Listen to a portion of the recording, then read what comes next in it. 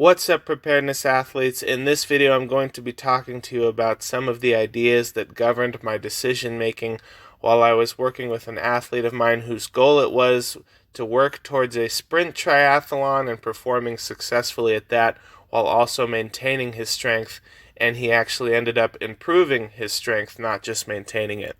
When we first started working together, we had a little under 3 months until his race date, so there wasn't a ton of time, and there was a lot of boxes that had to be checked off if we were going to reach his goals of maintaining or gaining strength while also getting him ready for this race where he was going to be swimming, running, and biking. So we had to get to work right away, and the very first thing we did was set progress benchmarks. So we immediately established a 5-rep max on his squat, bench, and deadlift at about an RPE 8 or 9, so that after the race we could go back and test that 5-rep max again and ensure that he had either gained strength or at the very least maintained it while going through all this race preparation training.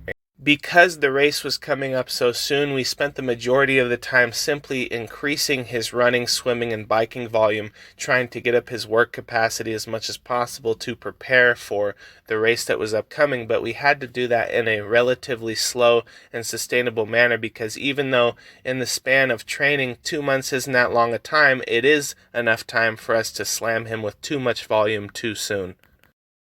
So we have to find a balance between pushing him hard enough in the race events so that he makes progress and increasing that volume over time, while also not fatiguing him so much that he's not able to have productive strength training sessions. We have to remember that the same shoulders that are going to be generating fatigue in the bench press are also going to be generating fatigue while he's swimming. The same knees that are going to be generating fatigue while he's squatting are going to also be generating fatigue when he's running. So we can have him training all these modalities at the same time. It's just a question of making sure we progress the intensity of the lifts and the volume of the racing events in a manner that he can recover from while still getting in productive training sessions. So we did that by increasing his run volume by a quarter mile at a time. LOL, shout out to Fast and Furious, the worst movie ever.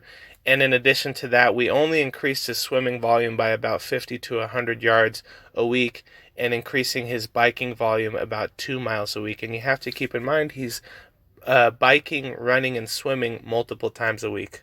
As far as his squat, bench, and deadlift training, we introduced pause reps to all his working sets because this was a novel stimulus for him and was going to allow him to make progress on the lifts while not having to increase the overall volume.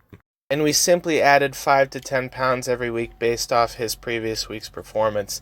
And as you can see, even though this approach may sound very simple, it turned out to be very effective. Not only placed first in his age group in the sprint triathlon, but also PR'd on all his 5-rep maxes. Thanks for listening, guys, and I will see you in the next video.